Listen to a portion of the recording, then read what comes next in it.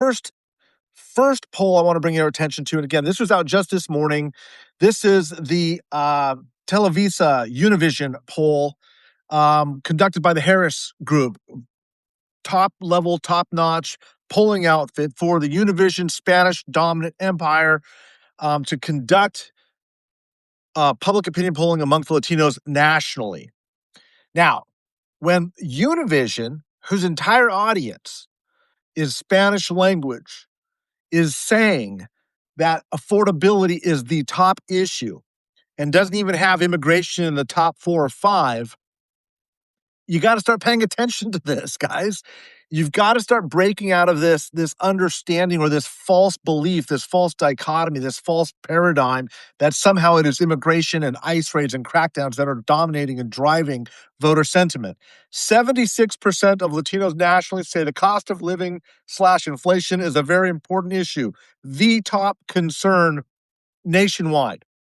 69%, about 7 points lower, cite healthcare access and costs. 67% points to jobs and wages, and 65% highlight housing affordability. So all of this is largely driven and focused by economic concerns, inflationary concerns, cost of living concerns. If you want to look at what happened in Texas Tuesday night, if you want to look at what happened the Texas special election 2 weeks ago on that Saturday prior, if you want to look at what happened in Miami at the mayor's race, or New Jersey in the off-cycle election, Virginia in the off-cycle election, New York City with the Mamdani race, California with Proposition 50. Guys, it's the economy with Latino voters. There's no debating this anymore. Every time polling keeps coming out, it is overwhelmingly a function of the economy. And again, you're going to see the media, you can see the talking heads, and frankly, you can see a lot of Democratic operatives suggesting that it is still about ICE raids and immigration. This crazy-ass debate in the Democratic Party about abolishing ICE. Should we say abolish ICE? Should we not abolish ICE? Guys, I don't care what you say for or against it. If you think somehow this is winning over Latino votes, it's not. It's not, okay? So you can debate it all you want, but it's like debating whether to throw a hanging curveball or an off-speed pitch on a 2-2 count in the third inning and suggesting that that is somehow what's going to decide the baseball game. No, it's not. There's a lot at play here, but overwhelmingly, all of the data, all of the evidence continues to reinforce the notion that it is the economy, and the economy. Let me give you another data point. This is Binder research. David Binder, good friend of mine. This is a poll I conducted with David in California with Latinos. Part of this was that meeting I had with the Senate Democrats about this. I had a meeting with the Latino Working Class Project down in Modesto just today, went over these data points. By a wide stretch, it is the cost of living as the number one issue. 96%, guys, of people were saying it's an extremely important issue, followed by the cost of housing and the cost of healthcare. All of that, incidentally, is wrapped under that same frame. Crime and public safety comes in at 85. Guess where immigration is at, guys? 78. It's important, but it's like number 7 or 8 on the number, and right below that, and coming in at 77 is immigration and customs enforcement, or ICE. Let me say that again. Immigration and customs enforcement, ICE, and immigration in California are coming in at the 6th and 7th concerns amongst Latinos, entirely with Latinos in California, conducted by Kamala Harris's pollster. Okay? David Binder. This is a blue chip, top level Democratic pollster saying the exact same thing as Univision is. So to get caught up with this online debate about whether we should be abolishing ICE or shouldn't be abolishing ICE, or what's happening with border security or immigration raids, this issue isn't even top 5 with California Latinos or Texas Latinos or, guys, newsflash, anywhere. What is popping off the charts is the cost of living, the cost of housing, and the cost of healthcare. Now, let me break a little bit of news with you, because in both the survey I conducted with David Binder, just got the results in yesterday, And the Univision poll, which just came in with their results today, this is interesting. This is fascinating. It shows that the cost of healthcare for the first time has surpassed the cost of housing as a concern. So this is an emergent issue. Now, when I say it's past it, they're both kind of at video game levels. They're both off the charts.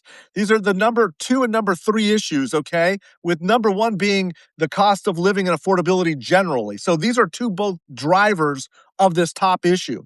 So everything that is consuming the minds of Latino voters right now, the entire Latino electorate, okay? I'm not just talking about first generation, second generation, Cubans, Mexican Americans, all that, diverse community, and we're not monolith and all that stuff that you hear. While that is true, the one common thread here is the economy, especially when we just got these bad job numbers in today. Some of the worst job numbers in like a decade just came in this morning. So all of this data is new. All of this data is fresh. Doesn't surprise me one bit that Latinos are reacting to this. Again, this is the fastest growing segment of the blue collar workforce in America. These are the people most impacted by tariff policies. These are people that are overrepresented in manufacturing, in agriculture, in construction, in jobs along the border where import-export stuff happens. That's why you're seeing some of this pushback in the Rio Grande Valley. Or if you go up into New Mexico too, or southern Arizona, where Adelita Grijalva won her seat a few months ago with the passing of her father, all the way into the Imperial County, San Diego County in California. That entire area is going to be much more disproportionately impacted by tariff policy, okay? I've talked about housing and the impact of tariff policy on housing. A 30% increase on Canadian lumber, 30% increase on Mexican drywall. You can't build housing when you're literally making the factors of production more expensive, let alone the fact that it takes a Latino workforce to put the sticks in the ground to actually make these houses. And you're impacting Latinos on the employment side as well as on the purchasing side. So as bad as the economy was for Latinos under Biden-Harris, and it was bad, I hope we can finally admit that now, it is worse and getting significantly worser. It's bad and getting worse. How's that? It was bad and getting far worse under Donald Trump. This tariff policy, and again, I was saying a year ago, we were talking about the tariff policy on Liberation Day. That's when you started to see a collapse of Donald Trump's numbers amongst Latinos. It was the tariff policy that began this historic collapse. This was 3 months before the ICE raids in Los Angeles in June.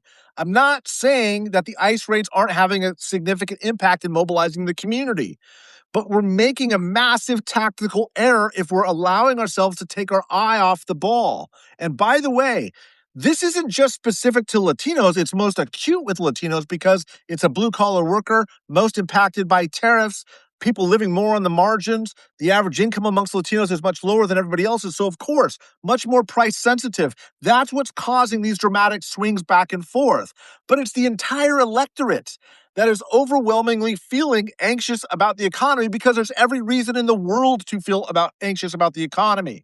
So yes, especially for those of you that are hyper online and worried about democracy and worried about all the things falling apart, that is all true. Of course that's true. But don't allow yourself to be taken your eyes off the ball on what is driving the mood of the electorate. And I would argue the most critical segment of the electorate heading into the midterms. And here is why. You saw this play out in Texas. Texas tried to grab 5 Republican seats, 3 of which are Hispanic majority. If those Hispanics don't do a plus 12 for Republicans, which they were like negative 31 Tuesday night, you're going to see those 3 seats carved out for Republicans by their own hand, flipping to the Democratic Party. Okay? That's critical. That's everything. The Latino vote is the one still volatile swing vote left in America. You're still going to see African Americans voting 85-90% with the Democratic Party and non-college educated whites either not voting with lower turnout, which is a great likelihood in this environment, or sticking 85-90% with the Republican Party. The only group that has a delta over 3 meaning black and white voters that are working class, are moving less than 3 points any given election cycle. That's been consistent for a decade. The only group that's moving by double digits are Latino voters. So again, what is happening with ICE is horrific. There is terror absolutely in wide segments of the community. They're hunting brown people down. This is unconscionable and it is immoral. I understand that. But what I'm also going to implore you to do is be as passionate, as driven, and as angry about the fact that there are people getting poorer and losing middle class status. If you have that same passion and fight for your party to make the changes, to build a working class agenda for the Latino community, by the way, we would not be in this place in the first place, because that swing to the Republicans never would have happened. And that swing wasn't just a 2024 phenomenon. That swing has been happening for the better part of a decade, as I write in my book and as I've been trying to get people to focus and understand. That's how you solve the problem.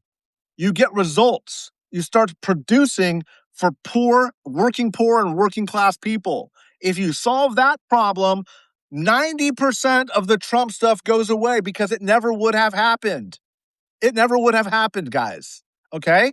So you can castigate working class people all that you want, but until there is a confidence that these problems are being resolved, you're not going to fix what is ailing our body politic. It all comes down to whether or not people can feel some ownership and some prosperity in this country. And right now, quantifiably, I'm looking at the data right here on my screen. It's why I jumped on with you guys to tell you that is not happening. And that is the lens through which these swing voters are looking at the world, okay? Everything else is noise in the background. Doesn't mean it's not important, but there's very little that's more important than feeding your kids and paying your rent, okay? And being able to maybe squirrel away a few bucks so that the lights don't go out next Friday when the bill is due. That's what I wanted to share with you. Two new very significant polls came in today. Binder's poll that I just did with him in California, Kamala Harris's pollster, top-notch, blue chip, Democratic consultant, understands the Latino vote very well, and Univision, Televisa's poll, which just came out this morning. I'm going to have their CEO join me on the Latino Vote podcast next Wednesday morning. It's going to be a discussion you're not going to want to miss. Chuck Rocha and I will be on talking about the Texas results. The same data that they were seeing is the same data that I've been seeing, the same work that Chuck was doing in Texas. I don't know how many times we're going to have to keep saying it over and over and over again what the solution to this is. Don't be distracted. It's about the economy, and the economy. Love you guys. We'll talk again soon when I get more data. If not, join us next Wednesday morning on the Latino Vote podcast. Take care.